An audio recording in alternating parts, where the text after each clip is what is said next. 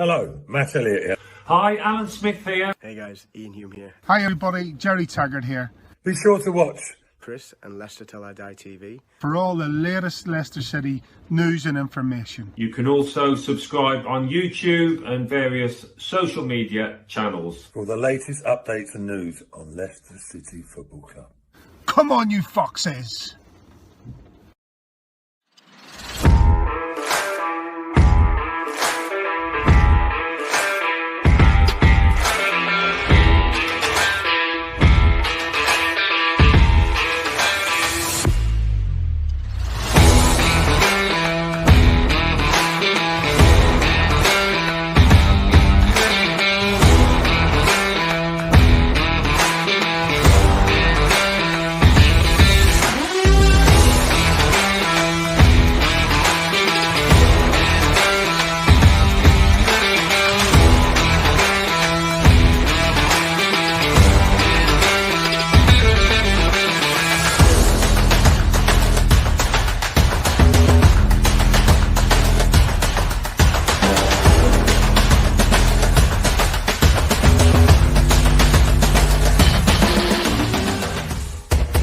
Leicester Till I Die TV, your first choice for everything Leicester City. Tune in and join in now.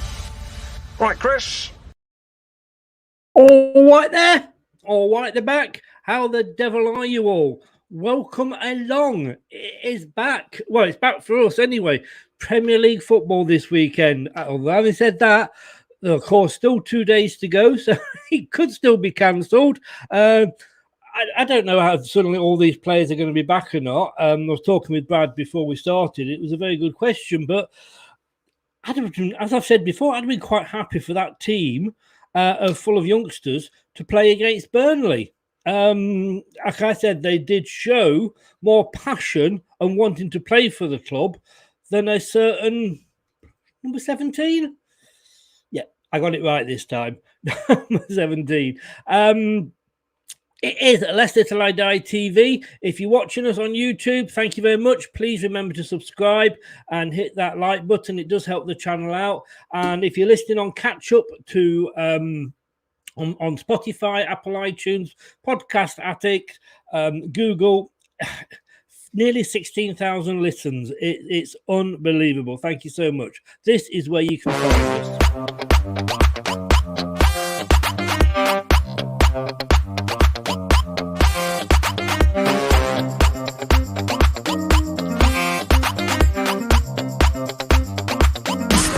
Watch us on YouTube. Listen on your favourite podcast platform. Or ask your smart speaker to play the podcast Leicester Till I Die. Subscribe, like, follow, and join in now.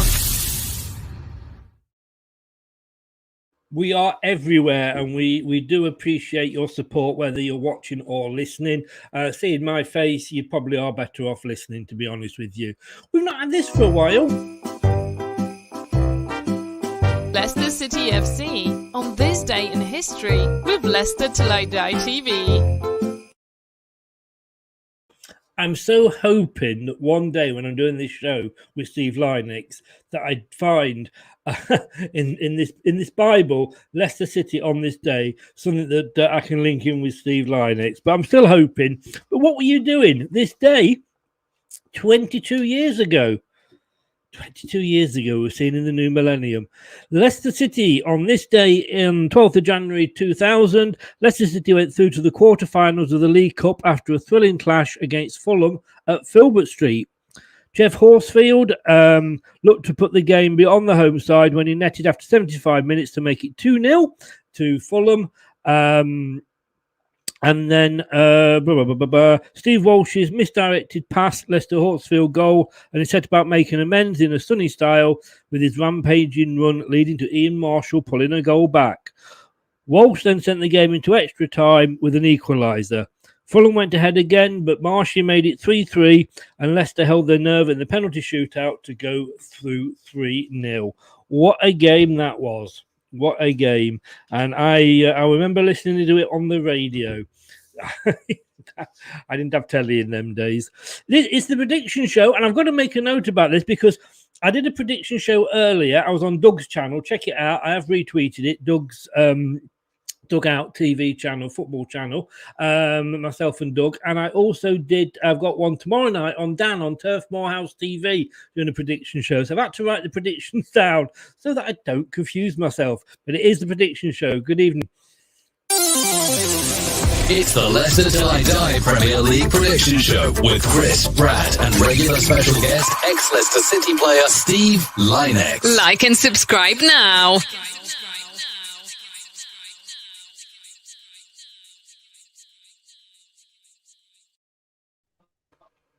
Hello to Miss Melina. Thanks for joining us. She says hello, Stephen, and hello, Chris. She doesn't like you, Brad. What can I say? She's that for women in general, mate. So it's because she can't see you. That's the thing, you see. Yeah. Static. She's got toes better. Yeah. Hey, Christopher, good evening, Static. How are you, sir?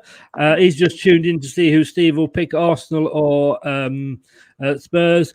And Jeff Hall enjoyed the quiz. I was a distant third, but did get the Peter Rodriguez question. At least I'd heard of Peter Rodriguez. I didn't know who he was. But first of all, good evening and Happy New Year to Steve. How are you? Good evening, Happy New Year, and I'm fine, thank you. Good. Look, I'm looking forward to your last prediction. I've got all the jingle ready to go.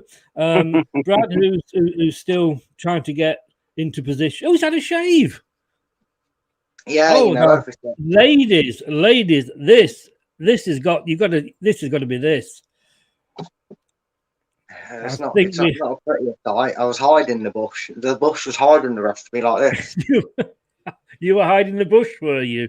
No, I didn't think that sentence through, did I? Like a lot of things. You didn't at all. We'll quickly move on. First of all, guys, I'll come to you first, Brad. Benkovic gone. Yeah, we kind of touched on this beforehand, and we've done it over a few shows. Those of you that are regular, you probably heard me and Chris mention it before. Not surprised. In fact, I'm surprised it wasn't done in the summer, but then Brendan did say in the summer that he wanted to give him kind of like one last chance to really prove himself and show it. The fact that he never made the 25-man squad, and I believe I'm right in thinking he could have been registered into the 25-man squad before the FA Cup game, and it wasn't even considered. I mean, like I said to you, Chris, the fact that Brendan went, "Oi, you're 16, get in the team, 17, get in the team, 20, get in the team," and the rest of them ahead of him. I thought it was inevitable. Yeah. He was going to go on a free anyway, so what was the point? He gives him a chance to find a new club. All the best to him.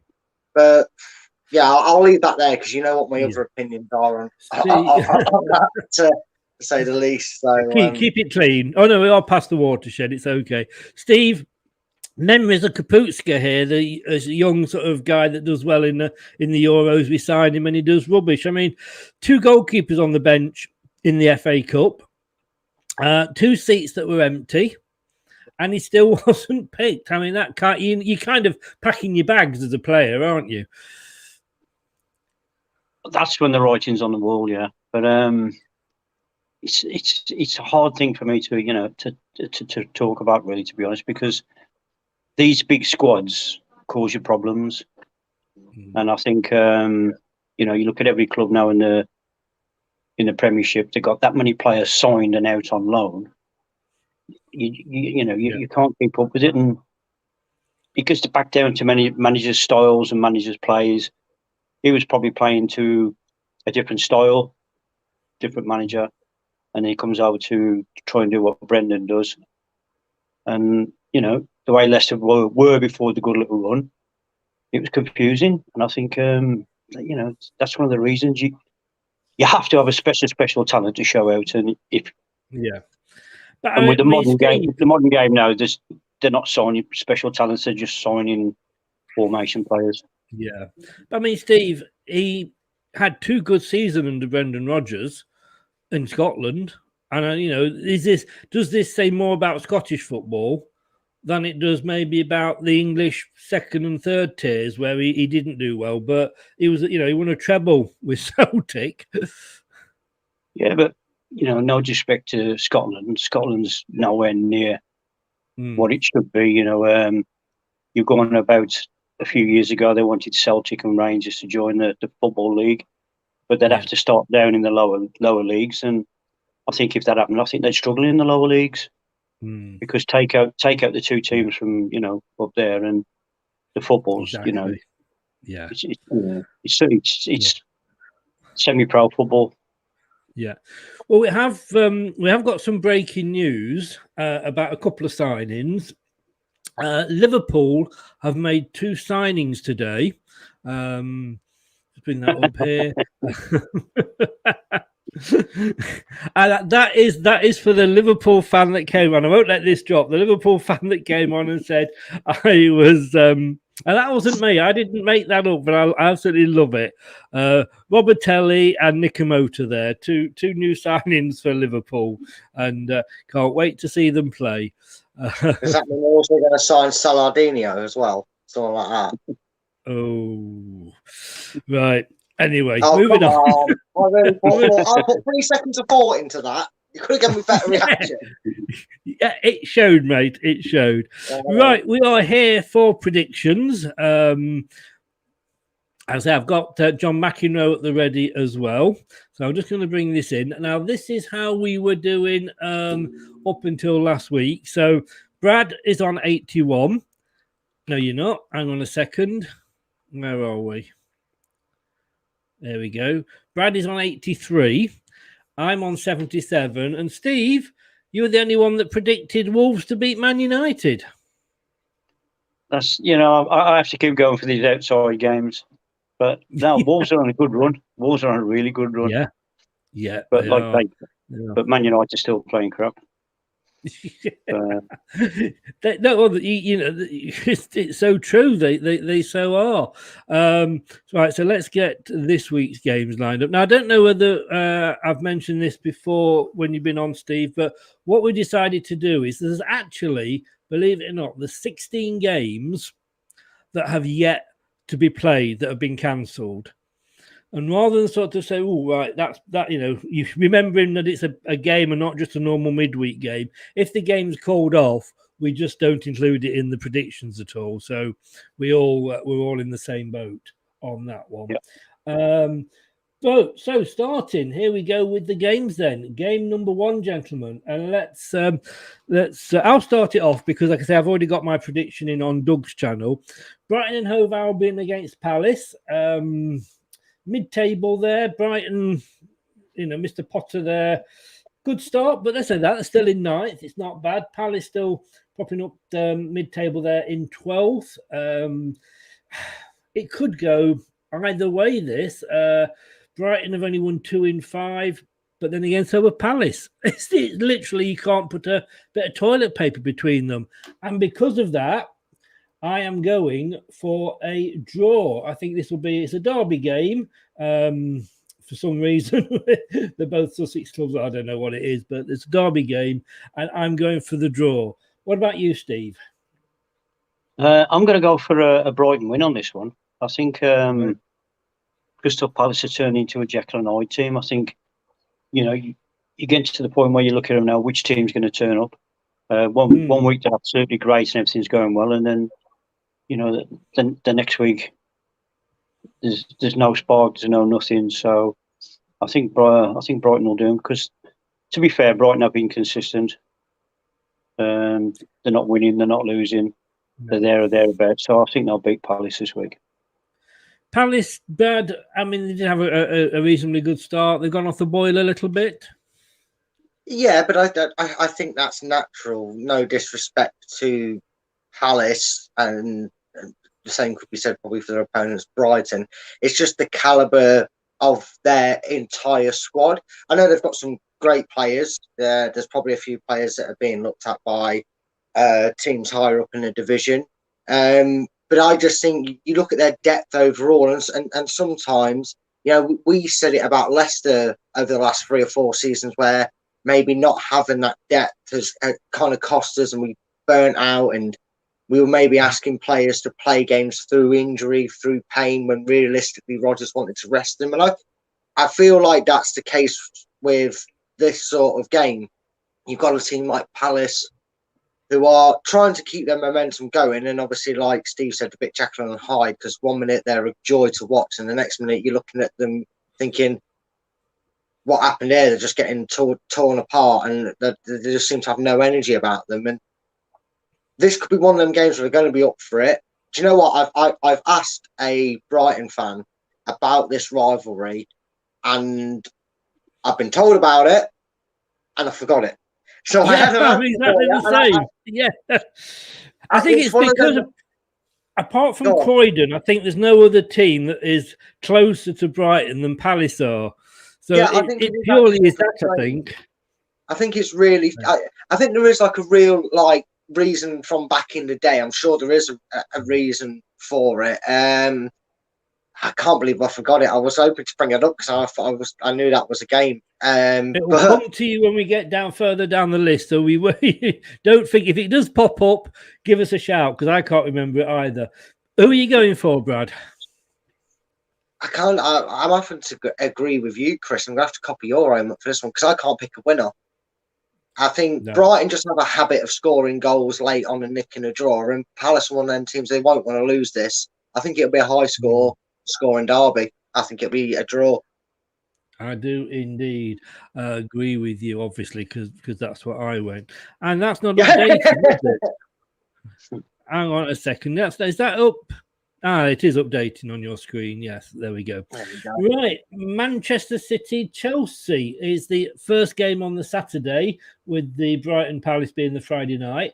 Early kickoff, and as we look at this, Steve, I mean, Manchester City not lost in 5. Chelsea, I mean, I know they're winning tonight, but they've only won 1 in 5. They've got 4 draws. Chelsea were my tip for the title at the start of the season, but there's already 10 points between them. They both played the same number of games. If Manchester City, I mean, is it too early to say this is a title decider?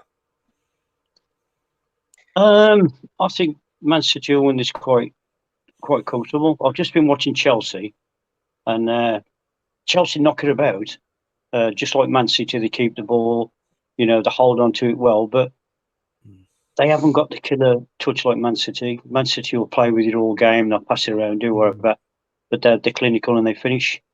I think Chelsea are getting to the edge of the box or in the box, and then instead of shooting or taking somebody on, they're passing again, square, passing it back, and I think they've become too negative. They can hold the ball and they can play, but they haven't got the same cutting edge as Man City. So I think Man City will win this one about 2-0. I have gone the same. I actually went 2-1, but I've gone the same as well. I think it's City, and I think, to be honest with you, if they win against Chelsea, they're going to be 13 points ahead. And I know we're only probably technically halfway through the season, or just over halfway through the season, depending how many games you've had called off. But you're expecting Man City to lose 5 games between now and the end of the season. They've only lost 2. I can't see that happening. I think if it is a Man City win, Brad, give the title to them now. Yeah, probably, because it's not just Chelsea you look at, it's Liverpool. And I kind of got asked this question, I think it was on Rich's stream before, and I just said, the problem you've got with Man City is they're such a powerhouse that they could probably draw this game, but they're going to beat everybody else they're expected to beat. Whereas Liverpool and Chelsea, you're not only are you hoping Man City somehow drop more points, but you've then got to go the rest of the season. And I wouldn't say almost. I think they've got to be perfect. I think if anyone's going to stop Man City, it's in hope and perfection. In terms of they don't lose a game and Man City drop points. And I'm looking at how serious Chelsea's lineup was against Shrewsbury. Was it Shrewsbury they played? Am I getting confused with Liverpool played? They played someone like that, didn't they, in the cup? Chelsea played Chesterfield, wasn't it? Chesterfield. I knew it was one of the. I had to. So anyway, the point still stands. They went fairly strong for that, considering what you normally expect teams like that to put out against a side like that in the early rounds. And the fact that they're going for it in the Carabao Cup with, I believe, a fairly strong lineup. That Mickey Mouse Cup that nobody wants to win from them sort of fans. I think Tuchel's already gave up on the league. I think he's gone, right, I'll bring silverware in. I'll concentrate on trying to make it a double. Try and bring in the Carabao Cup early doors, and hopefully we can make amends for last year's FA Cup. Who did they lose to last year's FA Cup? I don't know if you guys remember, but whoever it was, it can't have been a big important team. It's not like we'd know who it was. No, you wouldn't. You wouldn't know, would you? They don't even put the right ribbons on the BBC, do they? I know, right? No, but I honestly think that Tuchel's actually gave up on the league title, which is the biggest mistake you can make with Mother Russia in charge of your club's finances. He doesn't like these mini cups. He likes league titles. You can get sacked for winning cups at Chelsea. So maybe Roman either has to accept it and sticks with him. But I honestly agree with you both. I actually agree with Steve more as well. I actually think it'll be a row. I think this will be 3 or 4-0 Man City. I don't think Chelsea. Can I just say, if Mr. Putin is watching, those comments are purely Brad's comments, and he's not expressing opinions of Leicester till I die. I don't want to die. My real name's Dan, and I live in Burnley. Send them there. Talking of Burnley, Newcastle have been very, very clever here. I mean, not only have they bought a striker who's not necessarily going to get you 20 goals a season, but will certainly be up there and he'll fight for it, and he'll make a nuisance of himself in the box. But they bought that player off off one of their biggest relegation rivals. I mean, talking of Dan, it was absolutely unbelievably fuming, as I'm sure you can imagine, Steve. He's not a happy chappy at all. They've now got to go and try and find somebody else in this window. But now, you have these get out clauses, and Newcastle came in, said, right, you want 20, here's 20 and a few bits for add-ons, etc. And he will possibly keep them up. I say he's not going to get you 2 or 3 goals every game, but he was going to be there or thereabouts. But it's a kick between the legs, isn't it, for them, Steve? I think it's an issue from coming up from high above. I think they're looking at the way the season's going at the moment. I think they're looking or thinking that they're going down, and I think they're trying to just balance the books and get money in. Because I think it's absolutely stupid to sell your striker at this time of the season. But money talks, but I don't think the manager wanted him to go. I'm sure it's come up from above that. Nope. We're going down this year. We're going down this year, but we need to get some money in to build to come back up. And big mistake. I think it is a huge mistake. I take it then you are going for a Leicester win. No, I can't because if I go for a Leicester win, Leicester will lose. My predictions. Every time I go for Leicester, they lose. So I don't want that to happen. You know what I mean? So you are the only one of the ex-players in that mini league we do that has gone not for Leicester. I can't because my reverse psychology is if I go for the opposition, Leicester will win. So I'm not going to break that. I know it sounds horrible, but I'm doing it for personal reasons because I don't Leicester to lose. I totally get that. Hello to Mella. The game of the weekend is 100% Newcastle versus Watford. It could decide 18th. And Jeff, always a tough game, but Foxes will still be too strong. Brad, I mean, Newcastle looked at this. I don't think Chris Wood's going to be the striker that's going to be there in maybe 4 or 5 years when they're up for the Premiership League and what have you. But I think he'll get a lot of money, just for the one season. A great move by Newcastle. They knew that they had this clause in his contract and they went for it. I mean, it absolutely... I don't know, guys. What's more baffling? Being Harry Kane signing a 6-year deal and not getting a release clause in it, knowing you don't want to stay there, or letting your best striker sign a contract with a £20 million release clause, which is essentially change in the Premiership. It baffles me. I don't know which one's a more bizarre contract negotiation decision. I'm inclined to say Harry Kane just because it's Harry Kane at Spurs, but it was ridiculous. I mean, it doesn't benefit anybody. If Burnley are to go down, that's the sort of guy that gets you enough goals in it, because he did it for us, Chris, didn't he? Him, Nugent, and Vardy combined got well into double figures. They were the driving force behind us storming the league. Again, that's a league title we win that never gets much praise for, even though I believe we hit like the 100-point mark, didn't we? Anyway, we did indeed. Yeah. Although Wolves were awesome for getting 99 or whatever they got. Yeah. All right. Anyway, you've not just potentially relegated yourself by taking out such a key man to your 14 goals. You've probably set yourself up for a very, very frustrating 3 or 4 years in the Championship. I was concerned about Burnley this year, but looked at their squad and thought, if he stays and Burnley do Burnley, they'll probably bounce back up after a season or two. This transfer just makes me even more worried, and thankful I'm not a Burnley fan. I feel sorry for Dan. I really do. On a genuine fan-to-fan basis, I feel sorry for him, because I'd be thinking, oh God, could we end up back in League One at this rate? Because you just can't let a striker like that go.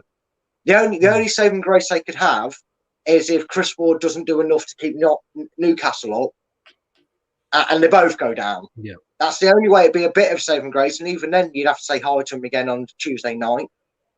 But I mean, Eddie Howe knows. He was manager at Burnley. He knows Chris Wood. He knows what he's buying there. Like I said, if you're going to make a purchase and that purchase damages a relegation rival, it's a double whammy. So, are you going for the City win, Brad? Oh, I'm going for the Leicester win. I mean, you just point out there, just to add on to it, that'd have been like 2 seasons ago, Liverpool signing Aguero. You know what I mean? In a title race, it's the same end of the table. Why are you selling to your rivals? And I know he's got a release clause, but Jesus, that was baffling. Yeah. No, I just thought about it in all contexts, isn't it? Really. Mella, Steve said that Newcastle-Watford is a big game. He said it's a game of the weekend. It is the old proverbial 6-pointer, isn't it? I mean, Newcastle are going to be buoyed. They've got, believe it's the first home game since Trippier signed for them, ex-Burnley again. They're going to have Wood in the squad. And well, it sounds wrong when I say Newcastle have got Wood. I shouldn't be thinking like that. But on Newcastle, in the best place to get out of this, and Ranieri. I mean, there's a poll. If you're on YouTube, there's a poll in YouTube, and I've just put it up there just to be silly. Is who will be the next manager to go? And that's Dean Smith at Norwich, Claudio Ranieri at Watford, Bielsa at Leeds, or Benitez at Everton. I think it could be Ranieri. I don't think he'll be there come the end of the season. I think the Leeds manager will go before anybody else. I think the way they're going at the moment, but Newcastle, you've got to get 2 or 3 players in at the same time. If they don't get anybody else in the window, I think this signing they've made is nothing, because you've got to look at the service he's going to get. I can't see him pumping big balls into the box, because they don't do it now. They don't seem to be having the same thing, the killer punch. They're good for 5-10 minutes in a game, and if they don't score or get on top in that 10 minutes, they've been struggling, and I think they'll carry on doing that till he gets 3 or 4 players in and gets to play a system where they're getting chance after chance after chance. At the moment, Newcastle are not getting chance after chance after chance, and then the way they are at the back, somebody will break and score, which Watford are really good at doing. I think they play a lot better away from home than they do at home. So I think this one will be a draw. This one. You are going for a draw on this one, Steve. Yeah. I actually went for a Newcastle win purely because it is at Newcastle, and they're going to have the crowd behind them. Like I say, you've got the 2 new signings making the home debut. I don't think it's going to be a high scoring at all. I think it's 1-0. And I think it could be the first of a few nails in Claudio's coffin. And it was really a weird signing as a manager when he's not kept Fulham up, that Watford believe he could do the same for them, Brad, or at least try and keep them up. Well, yeah. I mean, to be honest with you, listening to the Watford board is like listening to anything that's wrote in the Sun, because it talks absolute rubbish, because a certain former Fox manager and Nigel Pearson got them out of the bottom three for the first time in like months on end, and then they sacked him. Yeah. So it doesn't, I still stand by it. I reckon every day they've still got that will, and they're like, will we sack him today? Like a match at 8 Ball, they shake it every morning. Go, shall we sack say the 8 Ball? Yes, yeah. But there's something about this, isn't it? If anyone's watched the quiz that was done on here a couple of days ago, go and watch it. If not, you'll understand where I'm going with this. Chris Wood likes to score on his debut. And I think this has just got... This will be Newcastle sort of cutting open the Burnley wound and rubbing and pouring salt into it, not just rubbing salt into their wound of losing their best player. And I think just when Burnley think it can't get any worse, after getting knocked out of the cup by Huddersfield and losing a striker, he will help Newcastle to an emphatic 3-0 win. I've got Newcastle winning it, and I think Chris Wood scores. I think it's just written for him to do it, isn't it? I agree with Chris. Not Chris. I agree with Steve. I still think it's strange because Newcastle don't play the way that's suited to Chris Wood's football. But there's just something about the whole way it's happened that you can just see it. Even if it's just one win that they get in the next 5 games, they're going to win this game purely because he will score. Yeah. I mean, Mella here, he is a Watford fan, and he says, but Fulham's squad was much worse than Watford's, although the Prem is harder today. It is, but I'm coming on now, we've got Norwich Everton, Steve. I mean, Norwich, Watford, these teams that, I no disrespect to Mella, but these teams that just come up and come straight back down again, at least make a fight for it, I mean, Norwich are stopping, a better team coming up, or a team that could at least do a Sheffield United or a Leeds, have one good season up there, or like a Hull when they first came up. It's almost like just making the numbers up. And I'm sorry for Norwich and Watford, but I feel like saying, like, go away and let somebody else come up and have a go. Because if you come back up again after you've gone down, you're going to go straight back down again. Yeah, because the philosophy of the the Championship is that you get into the Premiership, and then whatever got you up and the style of play got you up there, you totally change, and you start thinking about money, you start thinking about survival, and the tactics, like, you go on at West. I'll watch West Brom a lot now as well. The tactics they're playing now, they'll be relegated within 10 games when they get to the Premiership, because it's not working.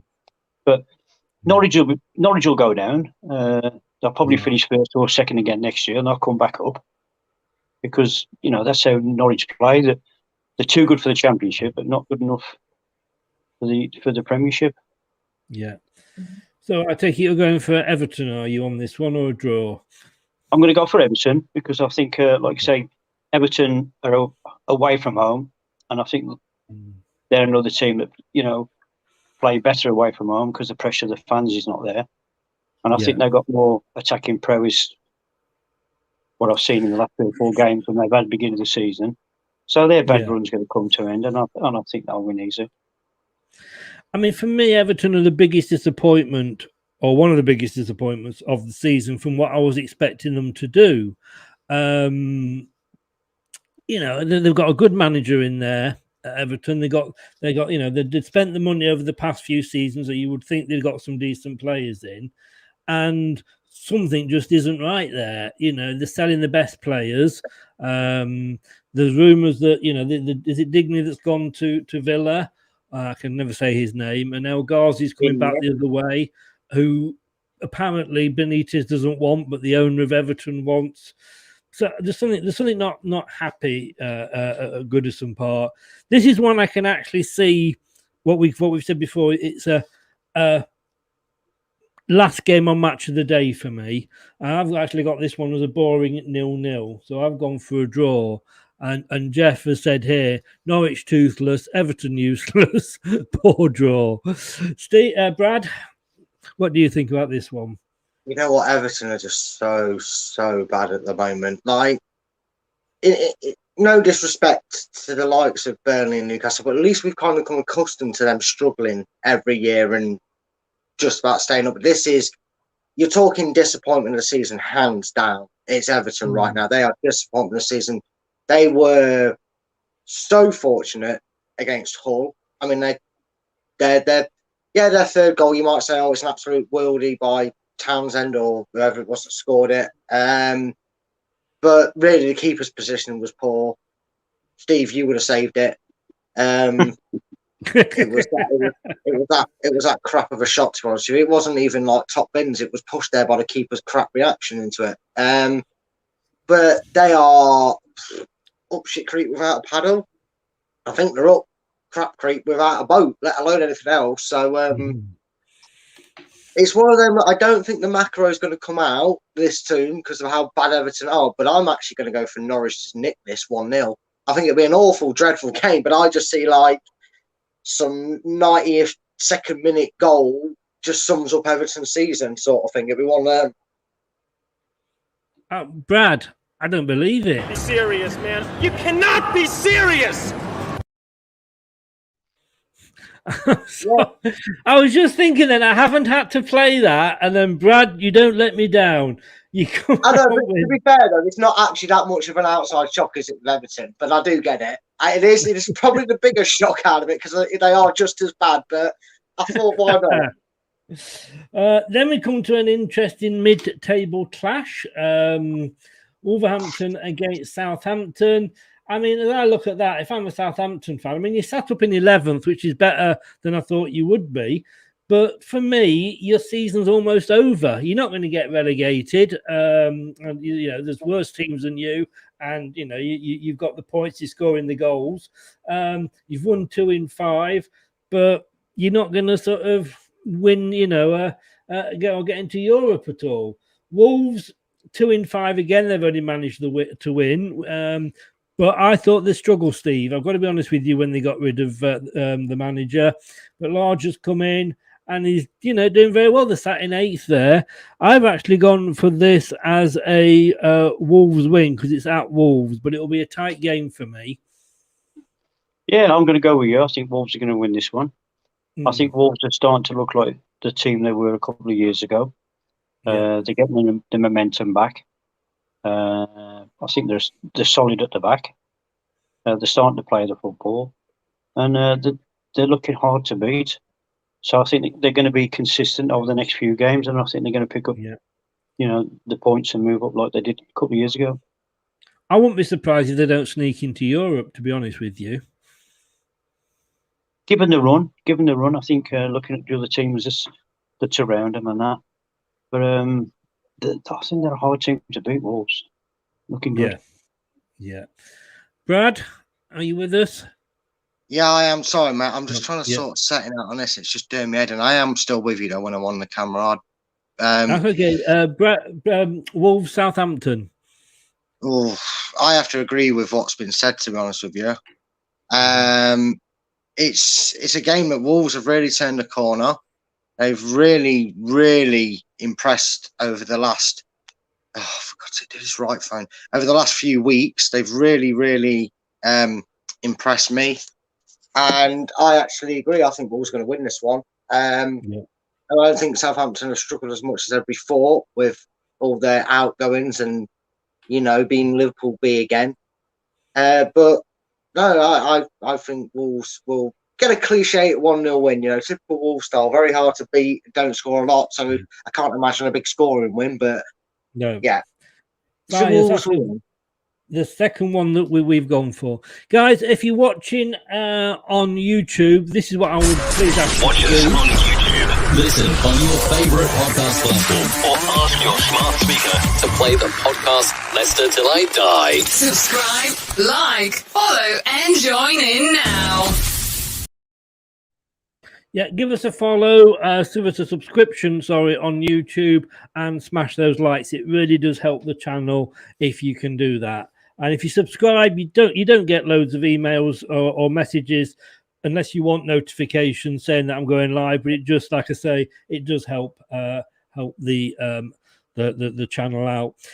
If you were watching earlier on Dugout Football Channel, we came to this game and it started off with Doug having a rant against Man United, and it ended up with me having a rant about Man United.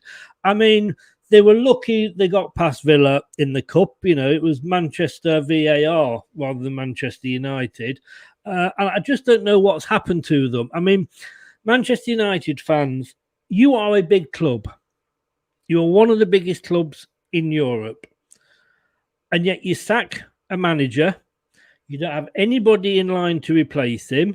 You so not got somebody in line to replace him that you have to get an interim manager in when managers should be walking barefoot over glass to come and manage you. You should be going out saying, this is who we want. Are you coming? Here's the money. That's Man United. You know, you're back to, I would actually say you're back to the standards that you were when Liverpool were the biggest team in the country in the 80s. You just lose it. I mean, who's in charge there? Is it Ralph? Is it Ronaldo? Because apparently, you know, the whole players are up in arms against Ralph, but they should be playing for him. You know, they should be looking and saying that this guy's going to be our director of football. We need to put in a performance. Ronaldo needs to stop. I think Ronaldo, to be honest with you, I don't think Solskjaer actually wanted him. I think they had other positions like defensive midfielder, which was more important. And I think it was a buy to stop Manchester City getting him. I don't think they wanted him at all. He needs to go because he's just the biggest sulk going. And I think, you know, Villa, they're laying down, Steve, they're laying down the gauntlet. Coutinho, Digny, they're making some good signings. And we're going to see whether Coutinho's past his best or not, obviously, when he starts playing. But I've got this down as a Villa win all the way. Yeah, I'm going to go for Villa. I think they were robbed the other night against Man United. Unbelievably robbed. Couldn't believe it. But I think Man United now, they're becoming unmanageable. You know, you're going on about Cristiano Ronaldo. Much respect to the guy. He's a winner. And he can probably see what we can see is that he's playing with individuals. He's playing with people that are not motivated. They're not motivating themselves. You know, I watched Rashford and the guy looked like he was going to burst into tears every time the camera went close onto him. And you got Fernandez, whatever he's, Oschops, whatever you call him. He's totally gone.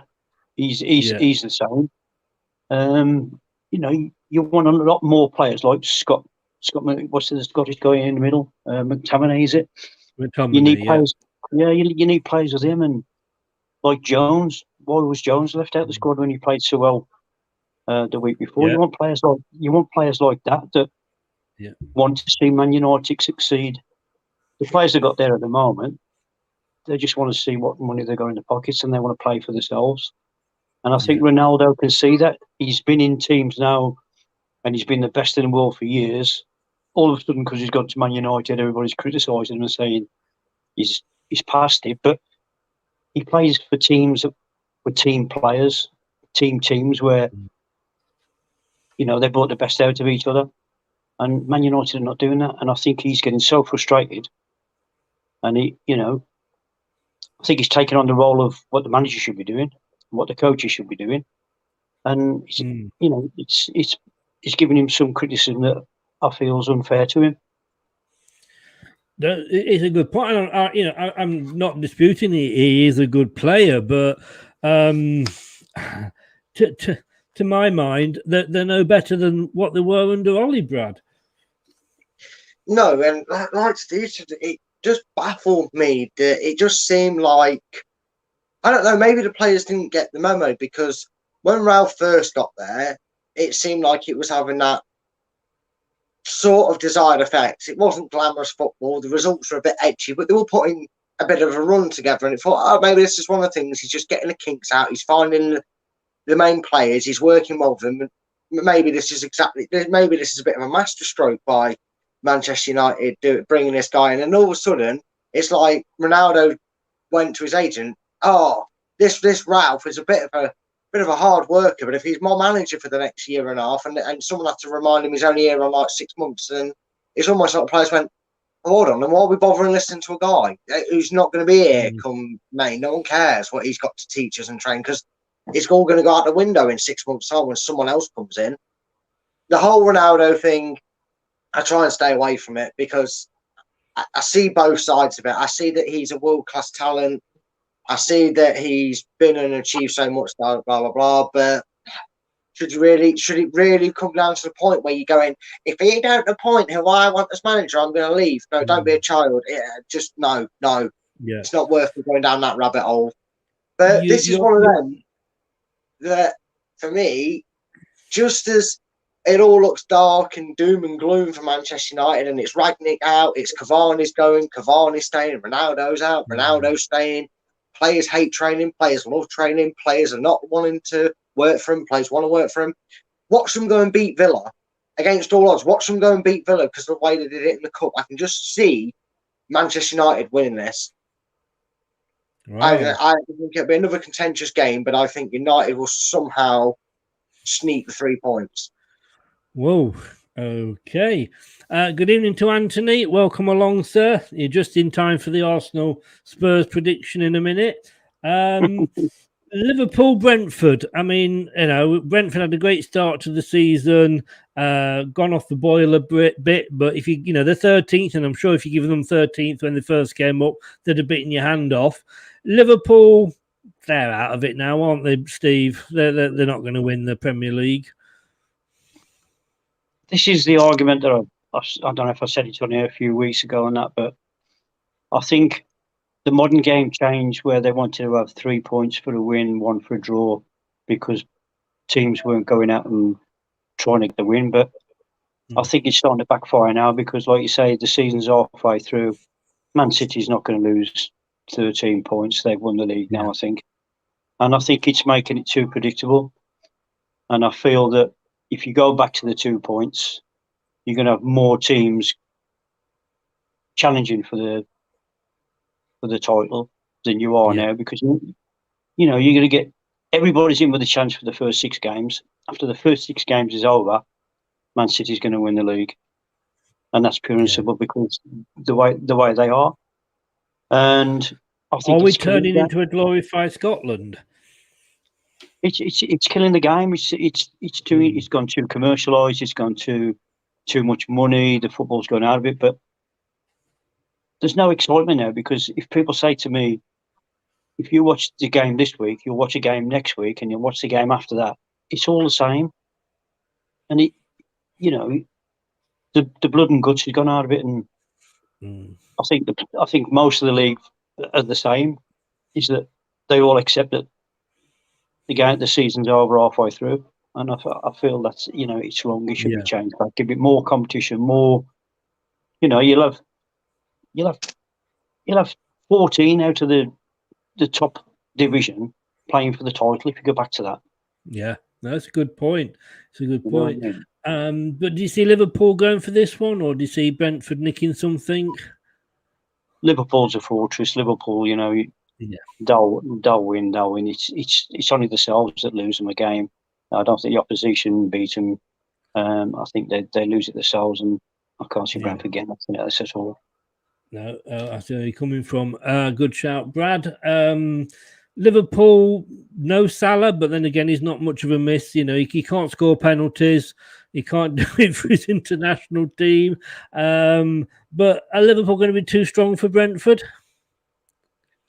I think over the course of 90 minutes they'll get the job done, but I don't by any means think it'll be start to finish. We saw what Brentford were capable of doing against them early in the season. At Brentford, they completely made that place a cauldron. It was very intimidating. It was intimidating to listen to when we played there. It was a very loud ground. We all remember what Filbert Street was like at that capacity, and the noise that ground made when the fans were on.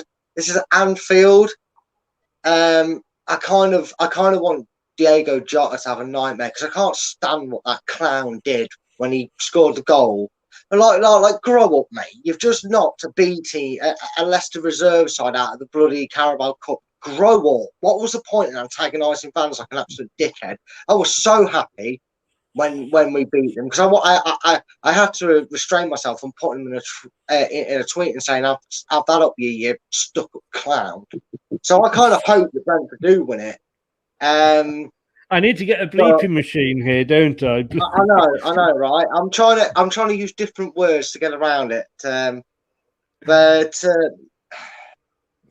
Oh, you know what? No, screw it. Jota's going to be crying come full time. Jurgen Klopp's going to be playing in the floodlights and the long grass. Brentford's upset the apple cart, decimated Liverpool. Brentford will win because I just can't stand Liverpool. I'm gonna start being like Spurs for Steve with these. I think they're getting on my nerves as a club. Unbelievable, Jeff. Brentford wins. Sodom, stupid Liverpool stuck up clown. Unbelievable, Brad. I've put you down twice there, so let's get rid of you. Yeah, I'll vote. I'll cover my points basis a split. Yeah. I'll get half a point if one right. I've got to agree. Had this been the Brentford of pre-Christmas when they're on the run, they've come up. Clubs can come up and they can, have a good first season. We've seen it with Sheffield United. I remember when Hull did it, Blackpool, and then they kind of struggle. And I think they're kind of running out of steam a little bit. Maybe it's the squad size. It's a funny season all round. But I think Liverpool, it's because it's at Liverpool, they're just going to have too much for Brentford. That said, I still want Brentford to stay up. I love the little clubs doing well. No disrespect when I say a little club, because I still think of us as that. But I do. I think they'll be happy with 17th and above Brentford this season, but I think Liverpool are going to have too much for them. Leeds got a bit of not a shock win, but they beat Burnley, which it seems everybody can do. We'll see whether we can at the weekend. Leeds need this. I mean, Leeds are. Where are we? Let's have a look.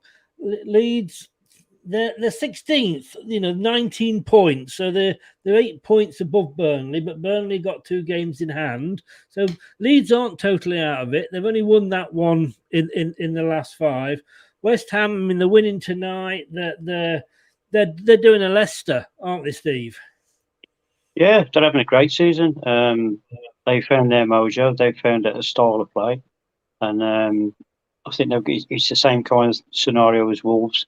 You know where West Ham's going to play, but it's hard to beat them. And I think he's doing a great job, Moyes. I was trying to stick up for Leeds a few weeks ago and whatever, but they're really struggling. And I think that he's the next manager to go. And I think in the next 2 or 3 games, it's critical for them. But no, West Ham are looking good. And like you say, it's one of those seasons like Leicester where even if they play bad, they're getting the results. Yeah, they're getting the goal. So West Ham will win this one. I have to agree with you. I mean, I actually went for 3-0. I think it will be a bit of a West Ham rout. Leeds, they only have one style of play, and I think that's what Bielsa's problem is. We joke about it. Oh, sorry. First of all, I want to say good luck to Jeff with his immigration report. Hope it all goes well, mate. Thanks for popping on. Before he went for West Ham to win. But I think Bielsa at Leeds, he just, we joke about managers not having a plan B, but I think teams have worked them out, and they know what Leeds are going to play like. They know what they're going to come up against, and they're ready for it. And West Ham are just on a roll this season. Like you said, I think if they had a poo in the middle of the pitch, it would come out gold. So I'm going to go for agree with you, Steve, there, and totally it is a West Ham win for me. I'm almost dreading asking Brad, but Brad, what are you going to go? There's no hatred aside here. Actually, there's probably, as you know, with a member of my family, that they actually have quite a bit of a soft spot for West Ham. And I just think I agree with what Steve said earlier. If Watford don't casually land a wheel on sack him now with Ranieri, I think Bielsa's stubbornness, and stupidly stubborn. I stand by it. I think he's stupid and stubborn to refuse to do anything other than play the same style of football over and over and over again, because it's what's got Leeds in the mess they're in, and they're probably counting the lucky stars that Norwich are taking up one of the relegation zones, and they only have to be better than 2 sides, not 3. And I think West Ham was going to steamroll it. West Ham was steamrolling this. It's at West Ham. They're a good side. They're playing well. They've proved they can cope without certain big names missing for a few weeks. West Ham should win this comfortably. I'd be very, very surprised if this wasn't anything other than a West Ham win. Yeah. David Moyes reinventing himself. The manager that Man United wish they had probably got now. Talking of which, hi Rich, how are you doing? Welcome along. Thanks for popping on. And we come up to the last game of the season, and you all know what I'm going to play here. Here we go. Let's just do it. To be fair, your next 2 fixtures, I'm purely going to go for the 2 teams because I cannot stand Arsenal. And I cannot stand Tottenham. So, but I love it. I love it. Now, I had this problem when I was doing on Dan's show, the Turf Moorhouse, last week. We were predicting the FA Cup, and I had to pick between Coventry and Derby, and I couldn't. It was just not in me to pick either of them, so I had to go for a draw. Knowing what we've just seen here, just take it away, Steve. Well, the only comment I'd like to say on this game is I want Tottenham to get absolutely hammered first half, and I want Arsenal to get absolutely hammered the second half, and then I want the Gale Force wind to turn up. I want the stands to blow off, and bury the lot of them. That's all I can tell. Because there's no sitting on the fence with you, Steve, is there? Oh no, it's their antics on the pitch. It's the antics on the pitch. I've watched it again tonight, and I want to throw the dog through the telly, but I can't. And then the wife keeps saying, "Why do you watch it? Why do you watch it?" But no, I would no comments on this game. So, shall I put you down for a draw? Put him down for a postponement. Or if you want to give no prediction at all, put you down for a postponement. COVID postponement. Shall I put you down as an X then? Then there's no. You could be risking a point, but I'd gladly give up a point on this one. I don't care. I'm going to put you. Can't give up any more points, Steve. If he's still watching, because Anthony is a big Arsenal fan, he does hate you. He really does.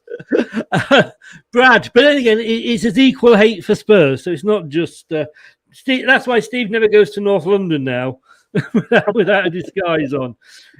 Brad, go for it.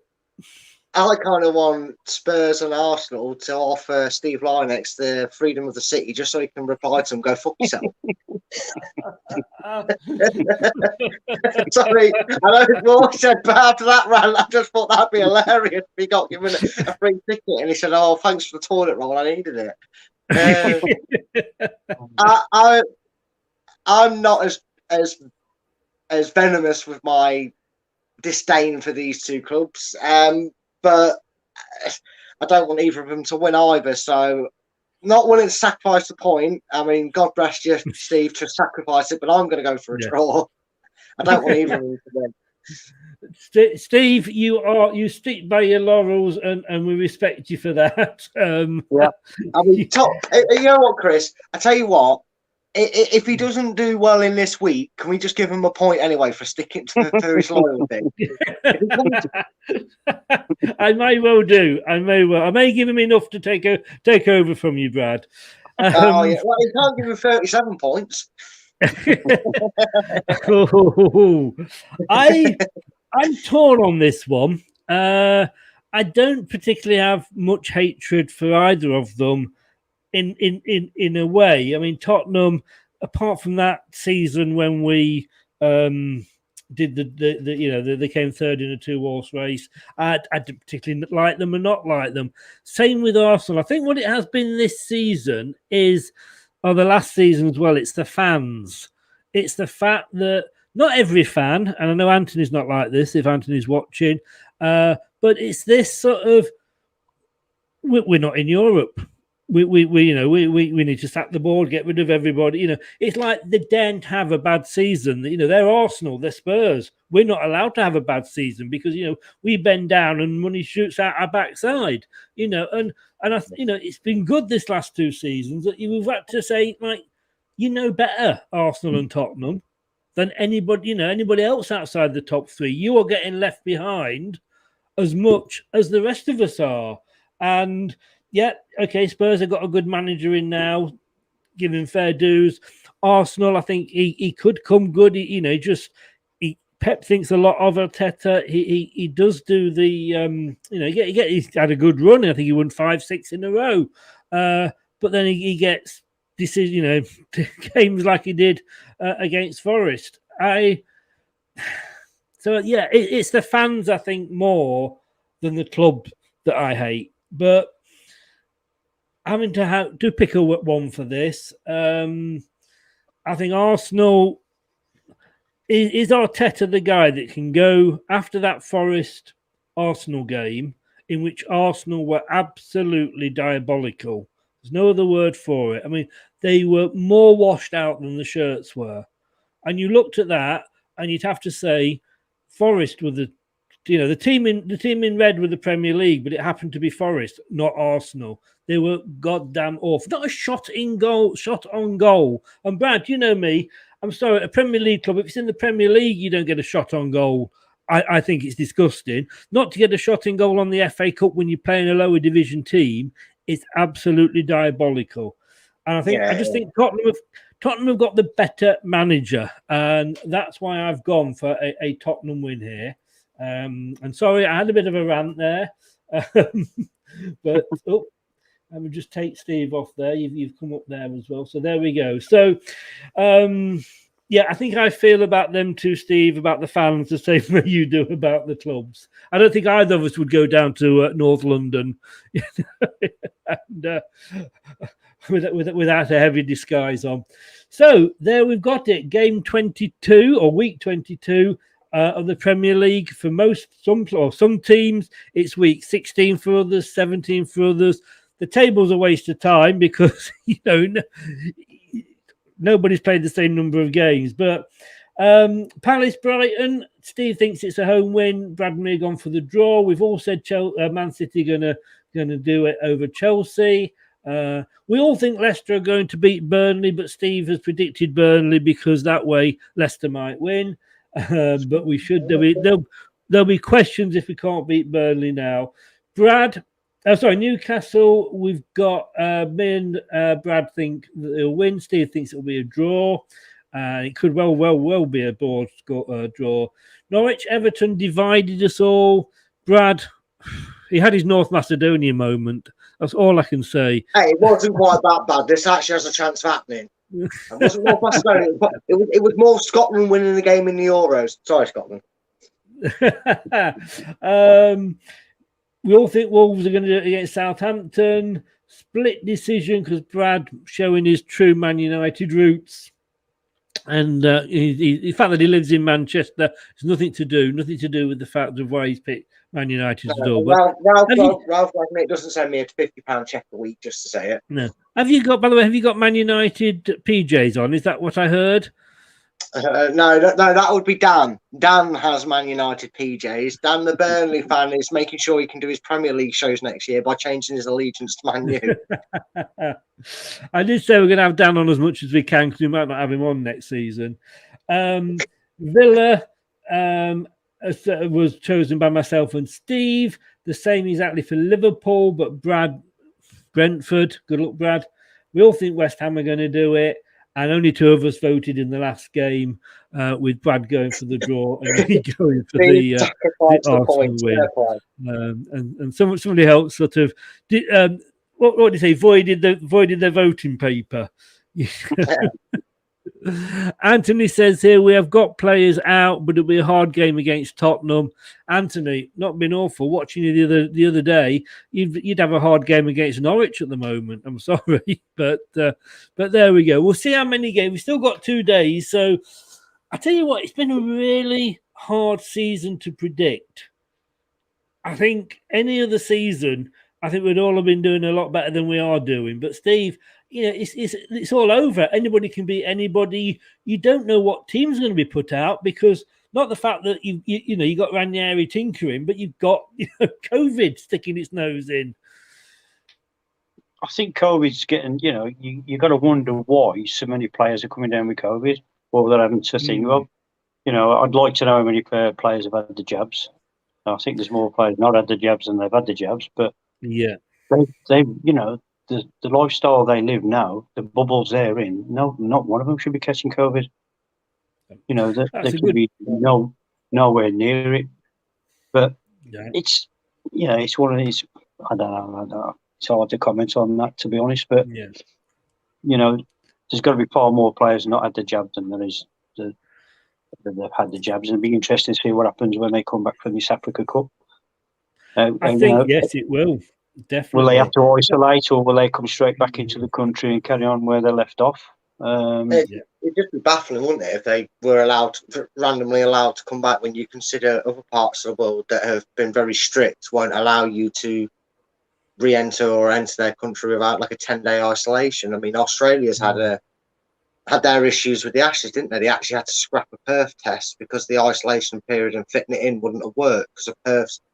Well, look at Djokovic in Australia. Yeah, because he's not jabbed. No, that was because he's not jabbed.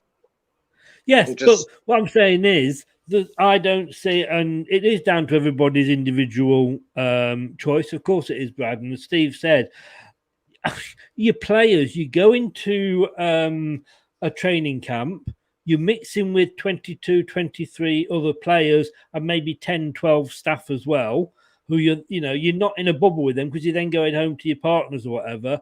For me, I'm sorry, this is another case sometimes of players thinking that they're above everybody else. They should be having the jab simply because of the sport that they're in. No disrespect, my wife's a nurse at Walsall Manor Hospital, and she's got less cases than the whole of the footballers put together. You know what I mean? So that makes me wonder, because everybody keeps ranting on about COVID, but there's more footballers in bubbles and having to isolate than there is the patients she's got in Walsall Manor Hospital. Yeah, that kind of puts it in perspective, doesn't it, Brad? Yeah, it does, really. And at the end of the day, this country is probably, to a lot of other countries, an absolute laughingstock. And that's probably in general. I know they probably were a laughingstock to other countries, but the way that blubbering idiot has handled it, you can understand why those that are not so much against getting vaccinated, but are sat there going, well, in a weird way, everybody, there's always two sides to a debate or whatever. Yeah. But for me, it's just like, I'm sorry, but if I'm a professional footballer and I'm living that sort of life in that world, and I see on the news a bloke telling you to do this but not do it, but do that but only do it with 6 people and not 8 people, I'd be like, well, why does it matter? Why does it matter? I mean, if I get ill and then have to rest and get over it, then that's my own doing. It just doesn't make sense. You can't put the world on a standstill, but then turn around and go, well, actually, no, we want to make sure your minds are occupied and you don't fall into a mental health issue. So what we're going to do is put all the strain on the sports professionals and let them continue. I mean, the darts was a joke. I think 5 people dropped out with COVID. They played a game, got a positive test 2 days later, had to drop out. I think boxing wrestling's gone back to not having audiences again, I believe, in certain sports ones. It's such a shambles and a mess in terms of the sport itself that baffles my brain. I know that's not hard to do, but this really does sound like the easiest thing to sort out. And we've made such a pig's ear of it, and predominantly in our country, that it's just like, how are you still getting it wrong? I think in fairness to everybody's voting preferences, I don't think the other guy who won it had done a lot better job. But there we go. Mike said it's all a joke. To be fair, let's just end it there. I think it's all a tier system, and they're at the top. And it is everybody's option whether they want to get jabbed or not. But I just think when you're doing this game, have it done. You do it at the training grounds. But there we go. But it has made predicting a bit of a minefield this season, and that's the excuse I'm going to use for not doing very well in this, and I'm going to stick to that excuse. I want to go back to 2 points for a win. That's what I want to do. You want to go to. But would you still get the predictions right, though, Steve?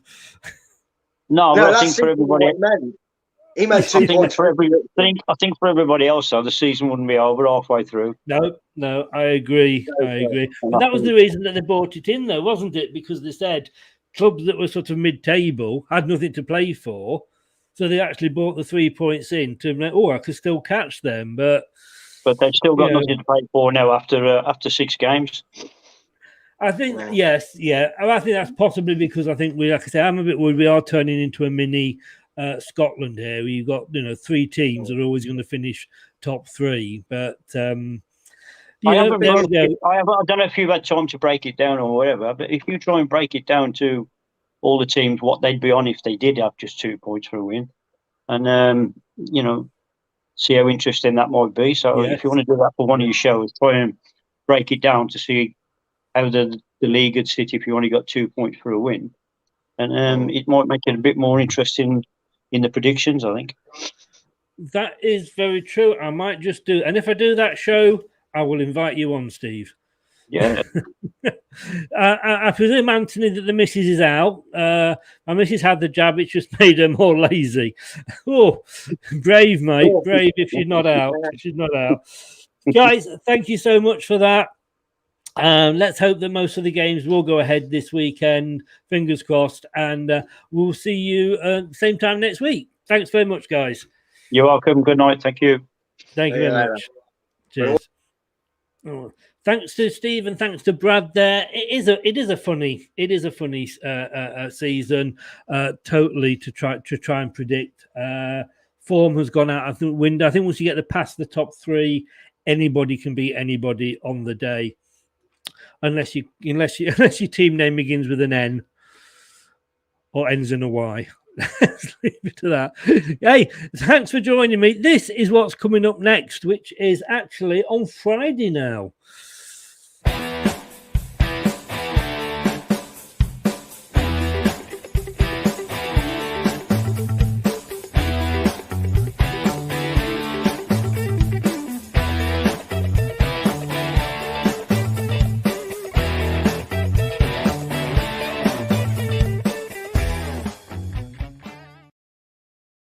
It is 7:00 on Thursday. We've got the preview show, Burnley versus Leicester City. It's going to be a very interesting talk with Dan.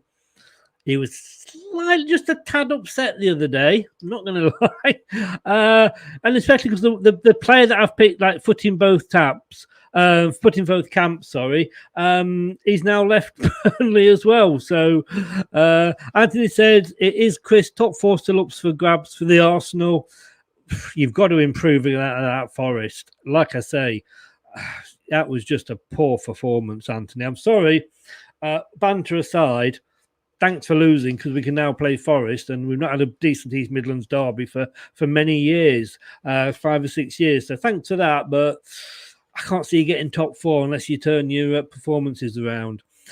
Thanks very much for watching. I'm also 9:00 tomorrow, Turf Moorhouse TV. We'll be doing this again tomorrow, a prediction show on Turf Moorhouse, and I believe Maisie from Devils United TV, Man United stream, is joining us as well. I want to say we've got our show at 7:00 on Friday, and then we've got another preview show on Turf Moorhouse TV again at 9 o'clock on Friday. So 2 shows, and Dan's getting sloppy seconds off me on Friday. Thanks very much. If you listen to this on the catch up on podcast, whether that be Podcast Addict, Anchor, Spotify, Apple iTunes, or even Google, appreciate you so much. I can't believe we're nearly at 16,000 views, and we've only just gone over the year. Listens, I should say. It is amazing. Thank you if you're doing that. And if you're watching on YouTube, if you haven't, please subscribe. It does help the channel. Smash those likes. And if you know a Leicester fan or somebody that just likes football, because we do a lot of non-Leicester content, get them on here and get them subscribing. Thanks for sticking by us, lads and lasses. I will see you. See you next Tuesday. I'll see you on Friday at 7 o'clock. Stay safe, guys, and goodbye. Thanks for watching Leicester Till I Die. This is Chris saying goodbye, and see you next time. That's all, folks.